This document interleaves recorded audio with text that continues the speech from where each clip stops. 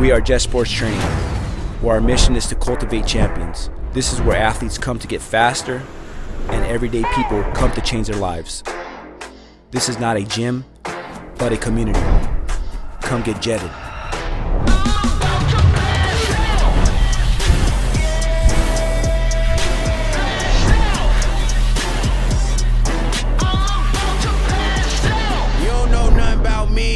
Take off in 5, 4, 3, 2, 1. Lot of y'all doubted on me. Now they like, wow, look how far you got. Legendary like all my idols, coming for it all, and I can't wait. Success just called and I got me a date. So I grabbed my ambitions and I'm on my way. Cross the wrong line and it's bad news. Might get burnt like a candle. We too hot to handle. World at my feet like a sandal. I only move when I play through your moves to get canceled.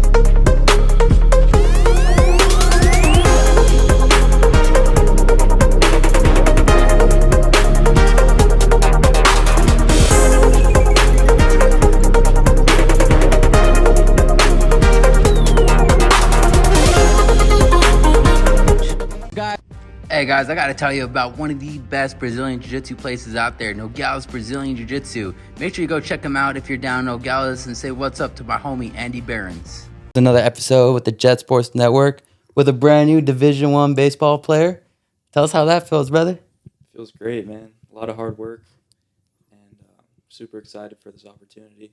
Yeah, you know, it was cool because I got to see you from when you were a younger kid, being around champs and everything. I know how we talked about not going that deep, but then your dad brought up FCA, and I want to go back to that because we've all learned from FCA that there's a bigger purpose in life. So when was the first time you got into FCA? I've been around FCA almost my entire life. My dad used to work for them, so man, since I was probably 6 years old. Yeah.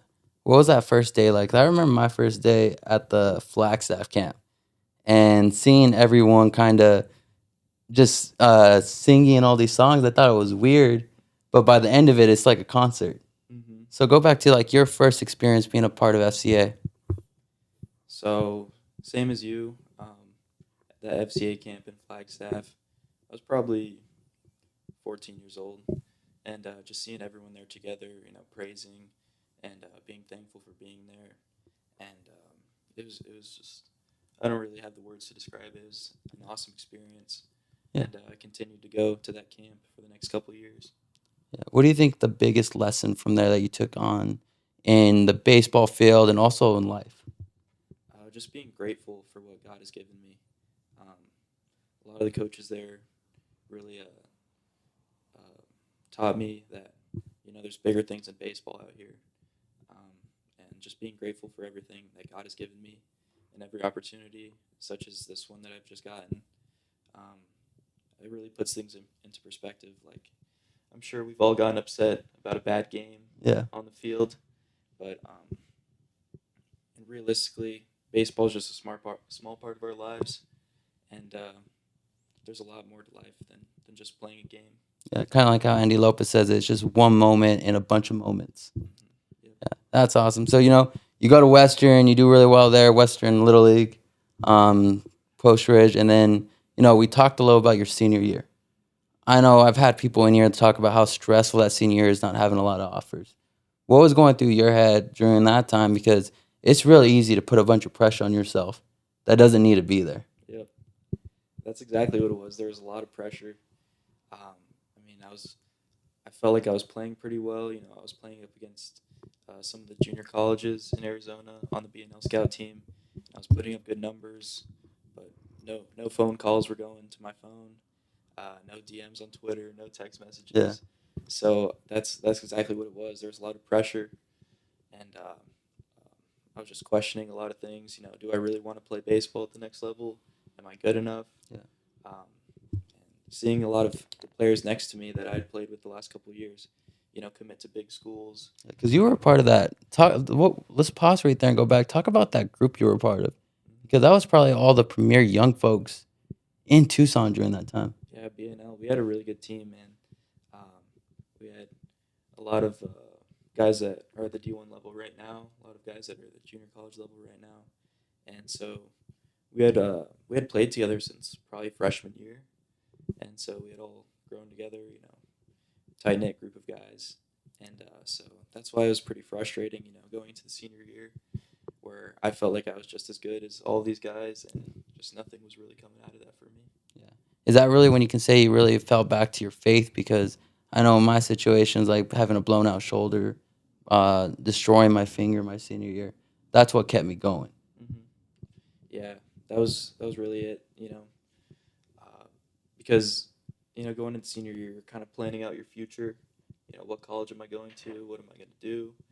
And so not having baseball there was kind of, it kind of exposed me to my core. Like, what am I without baseball? If I continue this path without playing a sport. Yeah. And so I had to ask myself a lot of questions, and who am I? To my core, and so that was a big part of it. Yeah. So your senior year, now you start getting. When did you start getting those offers coming in? Because what we talked about before, you had 3 offers. One of them being PMO, where you ultimately end up going to. But when did that start happening? A few weeks before my high school season started, so probably late January. Yeah. I did a PBR showcase, and I got after it the entire winter with Jose. Put a lot of hard work in, so those numbers showed up pretty well, and so I got some interest from those 3 junior colleges, and when Pima offered me, I couldn't really deny it. I live right next door. It's a great place to play baseball. Yeah. So. Like, no doubt on that. What we've been doing at Jet is really kind of focusing on making sure you're training in season. How did that being at Jet progress to what you are now, playing at the Division I level? What are the things you learned from being at a gym that has Olympic athletes coming in and out, Division I athletes coming in and out? Yeah. So the biggest thing is that there's always guys that are better than you, and so there's always something to strive for. You're never going to be the best guy in the room, and if you are, you're not in the right room. That's a good saying right there. But seeing guys before me that were in college and doing well was a big motivation to kind of strive for that, and that's a big part of Jet, is having guys next to you that are fueling you and pushing you to be better, and the environment is very much so to push you to be better. Yeah. So do you think with that, like just being at Jet, that's one of the main reasons why you're able to play college baseball right now? Yeah, I think so, because a big part of beating somebody out for a spot and competing when guys are better than you is just believing in yourself and knowing that you can go into a position where you're maybe not the most talented or the strongest or the fastest, but that you're going to go in there and compete and believe in yourself and be confident. And that's a big part of Jet, is like when the workouts get tough, when you want to quit, you're not going to quit. Yeah, that's awesome. So we talked about this, and I've always known you as a catcher. I don't know why. I think it's maybe seeing you at the FCA camps. Mm-hmm. You went into Pima as a 2-way, correct? Yes, sir. So talk about that recruiting process going into signing with Pima and then your first fall. Yeah. So I've always wanted to be a pitcher, since I was like 10 years old. Did it have a little bit doing with Ale as a pitcher as well, too? Yeah, probably. But I've always liked to be the control of the game. So, through middle school, through high school, I played both. I played third base, first base, and I also pitched. But pitching was always kind of the one that I cared the most about. Yeah. And I'd always be like researching and looking up stuff on how I can be a better pitcher. And so going into like my senior season, I was still 2-way. I was hitting, and so I had good numbers on both, pitching and hitting. So Pima assigned me as a 2-way, and so when I showed up to campus, we had a lot of good infielders and also a lot of good pitchers. But um, that's when I kind of realized, pitching is my first love, and I'm gonna go all in on pitching, see how good I can get. Yeah. You know, we talk about adversity, and at the college level as a freshman, you always dealt with something because you're at a new program. You're going against kids that are bigger than you. Thanks to COVID, you might be going against kids that are 5 years older than you at a JUCO. What was that experience like, and just how did you make sure you stayed calm in those situations? Because I remember being at Western Oregon, the weight coach telling me like, "Hey, you're only 155 pounds. You're not going to make it here," Yeah. even though I was the strongest kid at my high school. So there comes with that shock. So what was that like for you? Yeah, there's always a shock, because every guy there is the best guy from somewhere, right? Yeah. And so showing up, I was really kind of reinforcing to myself to stay confident. There's going to be guys that are better than you, but stay true to what you do well, and stay within yourself. Don't try to do too much. You're here for a reason, and so that's what I would kind of repeat to myself when I got there, because there's a stretch at the beginning of the fall, where I wasn't performing well. I was kind of towards the back of the depth chart, and so just kind of repeating that to myself and knowing my identity and knowing, hey, I'm a good baseball player. I belong here. I'm here for a reason, was kind of key in keeping me through that low time, and then also, that kind of led to, me performing better later, and eventually this. Awesome. Who are the people that you leaned on during that time, like just to help you stay in the right direction? My coaching staff, I'm a little stubborn myself. Yeah. I kind of think, especially when it comes to pitching, I'm a little bit of a know-it-all when Yeah. it comes to that stuff. And so in that stretch where I wasn't performing well, I could have stayed stubborn and relied on myself. But in that time, I kind of leaned on my pitching coach, Trey Mesa. Oh, that's a Because- homie. That's who I used to play with. Yep. And because he's a guy that's been through it before. He played at JUCO, went to a Division I, was a weekend guy at Division I. So then I kind of had to humble myself a little bit and say, this is a guy that's been through it before. Just pick up some tips from him. Yeah, that's So- awesome. Humility was a big part of it. Yeah. So you talk about how you actually, the reason why you became a PO is because you got hurt. Mm-hmm. Tell us that story because I've always known you to hit nukes. Yep. So showing up to the fall, early August, I didn't play summer ball the summer before. I was just working out, doing long toss. And so my hitting kind of took a back seat because it's kind of hard to, get live at bats if you're not playing in a league Yeah. or anything like that. So we show up to practice the first few weeks, and we're taking hundreds of swings a day. And so my wrist, my non-throwing wrist, really started hurting bad. And so I took a few days off, and I tried to hit again. It kept bugging. And so around that same time was when my velo started going up pitching. Yeah. And so there were a few guys in my ear on my team saying, hey, you're going to get PO'd. If you're throwing 90 plus, you're going to get PO'd. And so that thought was in the back of my head, And just looking around the depth chart, we had a lot of talented guys at my two positions. So I was like, might as well, go all in on pitching. That's probably where I'm going to have the best chance of playing a lot this spring. And so that was kind of the choice for me. That's awesome. So by the spring, you were already a PO. Mm-hmm. Talk a little bit about your season being a PO for the first time and the difference between being a position player and a two-way player compared to just a PO. Yeah. So a lot of it was preparation for my outings. I was a bullpen arm, so you never really know when you're going to pitch. It could be a blowout game that you go into. It could be a really close situation. So staying mentally prepared as well as physically prepared was a huge part of it. Having a schedule, when to work out, when am I throwing before the game? When am I warming up? If I get called to start warming up during a game, what am I doing in that time? And so I got thrown into a lot of, quick situations where Bullpen guy. it was only a couple minutes before I was into the game. Yeah.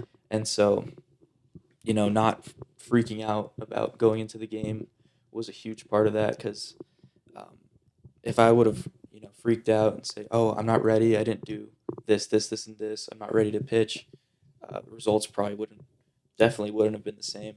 High schoolers, listen to that, please. Yep. I'm a coach at Tucson High, and sometimes we run into that. I'm like, it's coming from a Division I baseball player, guys. You always got to be ready. There's never really an excuse to not being ready, especially if you're a bullpen guy. You gotta plan that out ahead of time. When am I doing my bands? When am I doing my weighted ball throws? And so that was a huge part. Having a set schedule of like being ready for the chaos of the game. So doing that stuff before the game, or having like an abbreviated warm up. Yeah. That kind of stuff is huge, especially if you're a bullpen arm, because your coaches are relying on you to come into the game and immediately be throwing strikes. Yeah. You don't have the same leash as a starter. Maybe you can walk a guy, give up a hit, but as a bullpen guy, you got to go in there and compete. Got to get ready to win that game. Regardless, yeah. So you have a great Pima season, and then you kind of get to another level, which is the Northwoods League. Mm-hmm. What was that experience like? We talked about, you said there's guys from like LSU or big time schools, and you're going against them for the first time. Yeah. It was a little bit of the same thing as going into Pima. I didn't really know what to expect. I'd heard great things of this league. I heard it was tough, a lot of games, a lot of Division I, Power 4 guys on every team. And so going back to the same, positive reinforcement, telling myself, hey, I belong here. I'm in this league for a reason.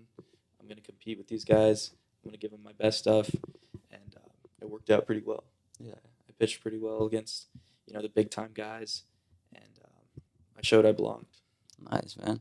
So now, when does this offer start coming in now? Because now, like majority of people, they see JUCO as a 2-year stint. Yeah. You're blessed in the sense that you're one and done. Mm-hmm. So talk about that recruiting process going into Nevada now. Yeah, so I've always kind of had the Nevada connection. My brother Ale was committed there in high school, and then he ended up going to Pima, then Arizona. And so he was at Nevada this past year.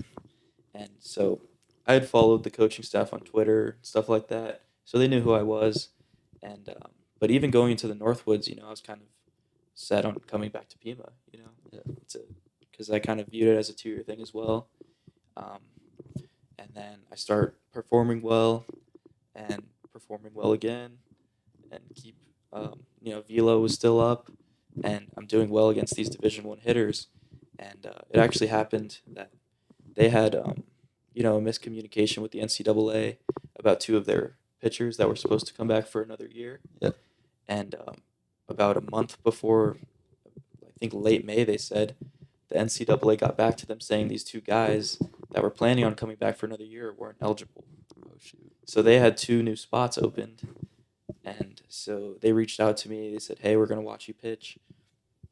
And so they came out, watched me pitch. I did pretty well that day as well.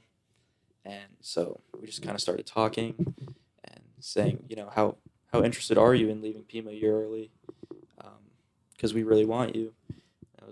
And of course, I had to explore that. Division I school. You're especially coming from a junior college.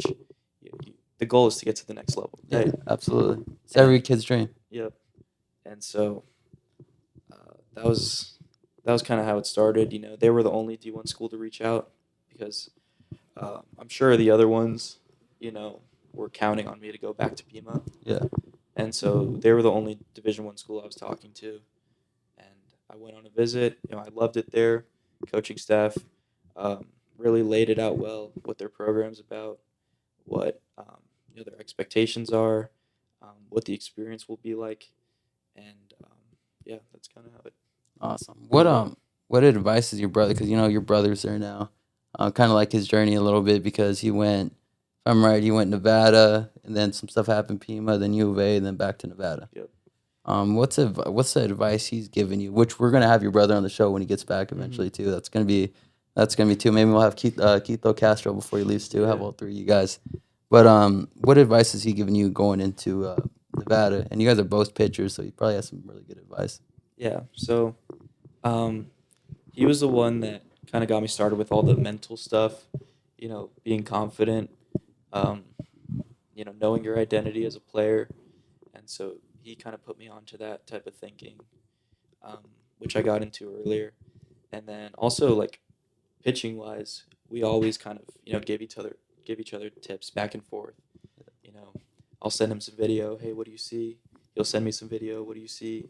And so having that kind of like connection with each other, and giving tips, helping each other get better. That was really huge, and a lot of the coaching that he'd get, he'd kind of give it to me as well. So I was getting the same information that the Division 1 guys were getting this past year, and so that was really helpful. Yeah, you're a little ace in the hole with your brother giving back information. That's awesome. Um, you know, now leaving and going to Nevada, I always say when you accomplish stuff, there's an army of people that are behind you helping you get there. And I always like ending my shows in that sense because this is an opportunity, this is a platform to give shout outs to people that felt you all the way. So kind of as the last question, as we wrap this up, this is your opportunity to shout out anyone you'd like. I would say it can be anyone. It could be your dog, mom, brother, sister, friend, neighbor. Yeah. So yeah, man, if you just want to look into our cameras right there and say thank you to whoever helped you out to get to this journey. Yeah. First of all, my parents. Just really couldn't have gotten here without them. Paying for the tournaments, the training, the endless trips to Phoenix for those weekend tournaments in 100-degree heat. Yep. I mean, that's huge right there. And also, coaches, George Arias, one of my first, coaches with the Royals and the Champs. And then also high school coaches. I had a few different high school coaches, and so if you're out there watching, thank you to all you guys, helping me find who I am as a player, as a person. And then also Jose. I can't really describe how big that was. Getting my body right, training, getting consistent with training, learning all the different stuff with the body, how to stay healthy in season. The list goes on, but huge shout out to all you guys. Really couldn't have gotten here without you. That's awesome. Well, thank you guys. If you're watching this highlight, you're gonna come on, brother. But hey, thank you for being on, and we'll be right back. Thanks, brother. Yeah, thank you.